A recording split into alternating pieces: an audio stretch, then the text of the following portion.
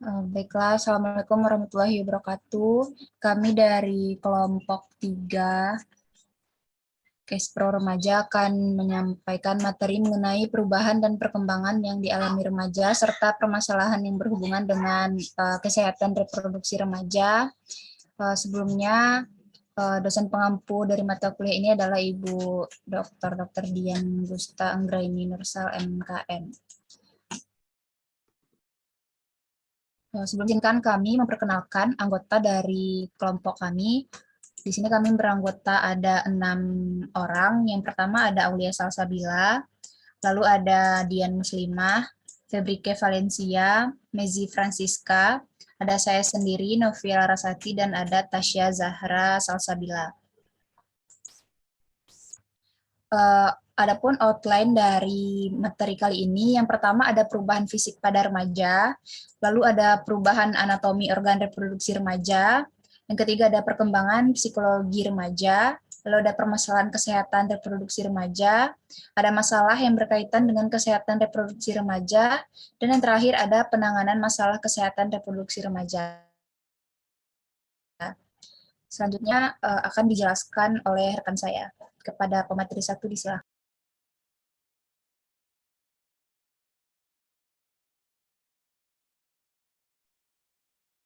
Baiklah, selanjutnya yaitu perubahan fisik pada remaja.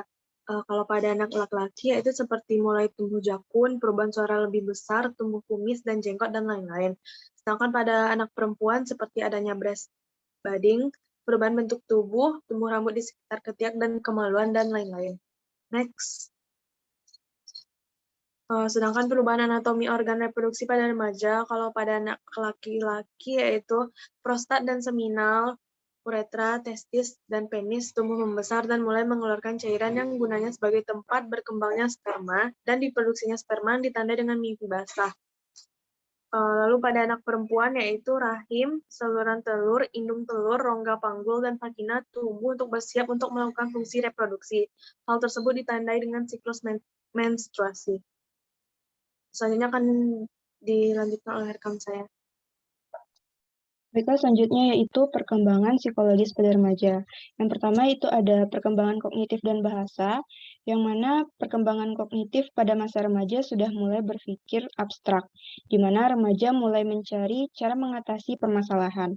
Apabila remaja tidak mendapatkan perkembangan kemampuan intelektual dari pendidikan sekolah, maka potensi intelektual tidak akan berkembang secara optimal. Terhambatnya perkembangan kognitif dan bahasa tentunya akan berdampak pada aspek emosional, sosial, dan aspek-aspek perilaku dan berperilaku. Yang kedua, itu ada perkembangan perilaku sosial, mortalitas, dan keagamaan. Diralat itu perkembangan moralitas. Nah, masa remaja adalah masa di saat sedang senang-senangnya bergaul dan adanya keinginan untuk diterima dalam lingkungan kelompok sebaya. Nah, adanya penolakan dari kelompok sebaya tentunya akan menimbulkan frustasi dan rasa rendah diri bagi remaja. Perkembangan yang ketiga itu ada perkembangan kepribadian dan emosional. Krisis identitas akan timbul ketika remaja gagal menemukan identitas dirinya. Reaksi-reaksi dan ekspresi emosional yang labil, serta belum terkendali pada masa remaja tentunya akan berdampak pada kehidupan pribadi dan sosial. Remaja akan merasa tertekan, bahkan berperilaku agresif. Next. Nah, sementara itu, masa perubahan merupakan masa remaja. Masa remaja menjadi perubahan yang cepat, baik fisik maupun psikologis. Ada beberapa perubahan emosional yang terjadi selama masa remaja yang sekaligus menjadi ciri-ciri masa remaja. Yang pertama, peningkatan emosional yang terjadi secara tepat pada masa remaja. Perubahan emosional juga dipengaruhi oleh hormon tubuh. Dari segi sosial, pada fase remaja berada dalam kondisi baru yang berbeda dari masa-masa sebelumnya. Tekanan dan tuntutan yang ditujukan pada remaja.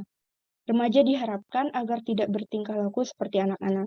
Yang kedua, perubahan yang cepat secara fisik juga disertai dengan kematangan sosial. Terkadang, perubahan fisik inilah yang membuat remaja merasa tidak yakin akan dirinya sendiri.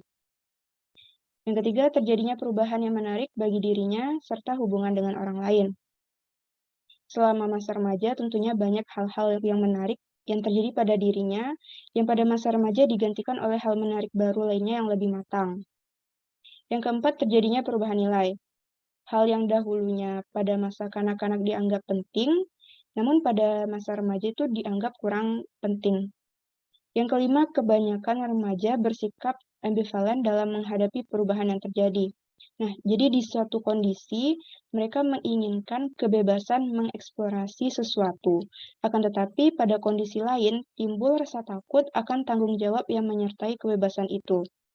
Mereka meragukan segala kemampuan yang mereka miliki untuk memikul tanggung jawab yang ada. Untuk selanjutnya akan dijelaskan oleh rekan saya.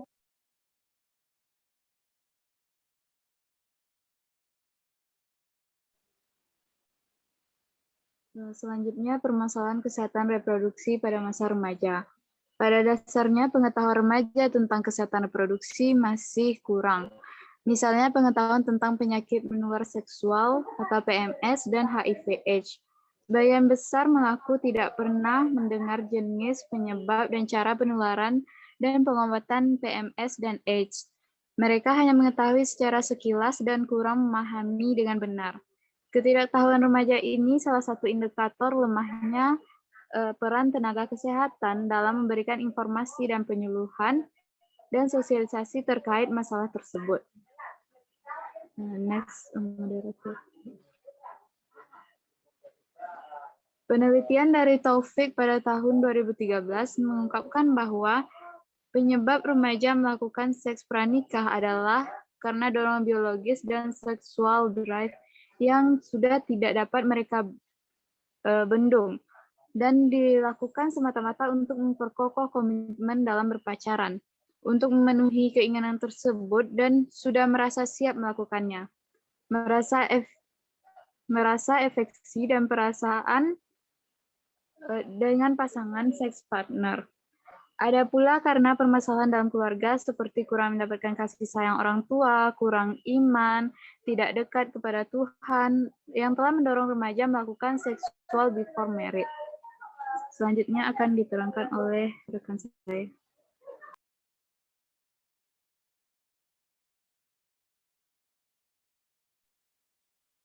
Baiklah, selanjutnya yaitu masalah yang berkaitan dengan kesehatan reproduksi remaja.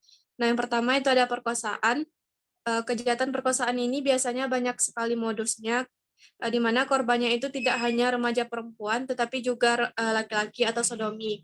Remaja perempuan lebih rentan mengalami perkosaan oleh sang pacar karena dibujuk dengan alasan untuk menunjukkan bukti cinta. Nah, berdasarkan data dari KPAI tahun 2016, menunjukkan bahwa jumlah kasus anak dan remaja sebagai korban prostitusi online di Indonesia adalah sebanyak 83 kasus pada tahun 2014 dan 117 kasus pada tahun 2015. Sedangkan kasus anak sebagai korban eksploitasi seks komersial anak atau SK adalah sebanyak 46 kasus pada tahun 2014 dan 72 kasus pada tahun 2015. Kemudian yang kedua yaitu ada free sex, di mana seks bebas ini dilakukan dengan pasangan atau pacar yang berganti-ganti. Seks bebas pada remaja ini yaitu di bawah usia 17 tahun secara medis selain dapat memperbesar kemungkinan terkenanya IMS dan virus HIV, namun juga dapat merangsang tumbuhnya sel kanker pada rahim remaja perempuan. Sebab pada remaja perempuan usia 12 sampai 17 tahun mengalami perubahan aktif pada sel dalam mulut rahimnya. Kemudian yang ketiga yaitu ada KTD atau kehamilan yang tidak diinginkan.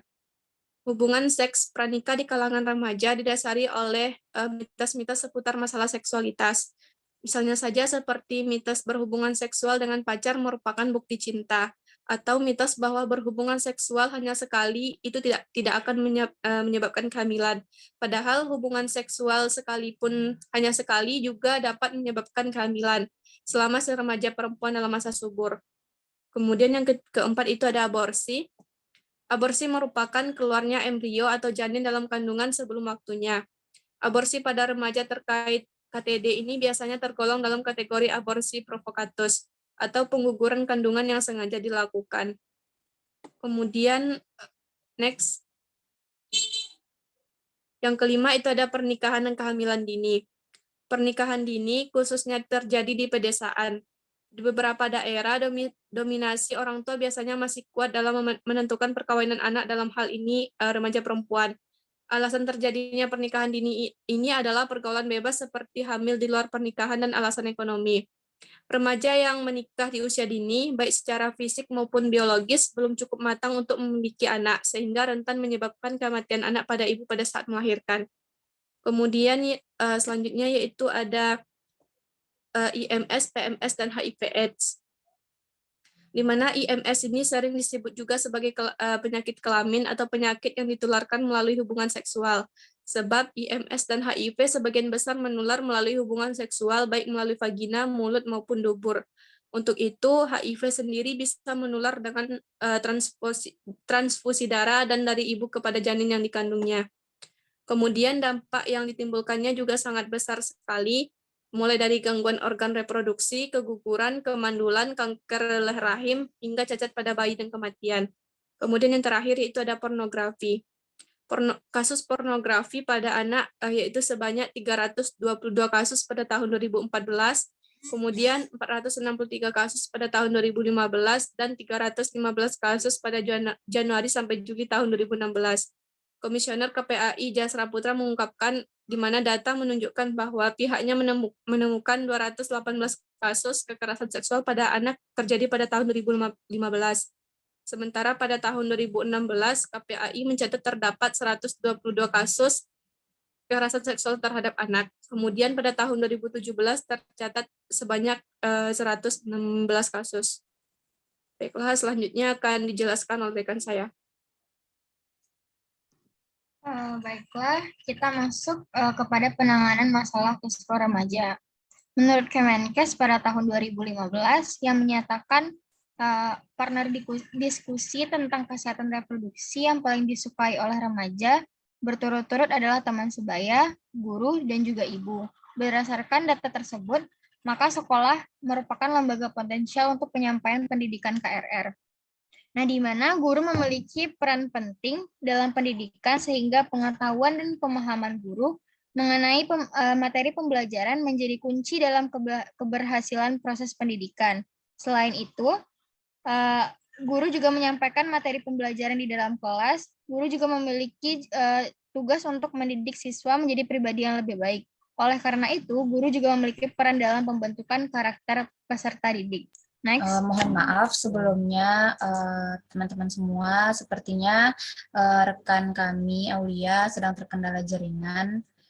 Mungkin bisa diulang kembali, Aul.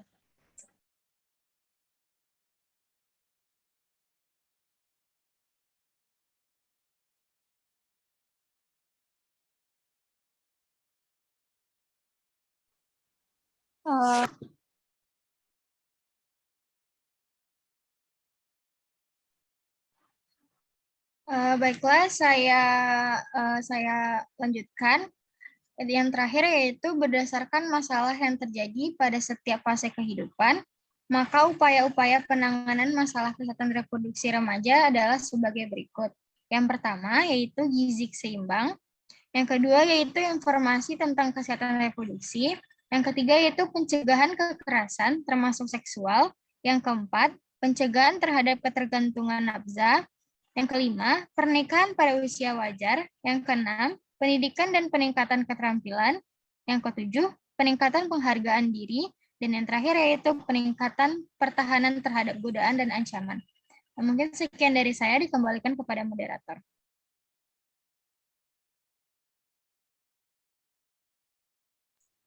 Baiklah, itu tadi presentasi dari kelompok kami. Sekian, terima kasih atas segala perhatian. Mohon maaf atas segala kekurangan. Wabillahi taufiq wal hidayah. Wassalamualaikum warahmatullahi wabarakatuh.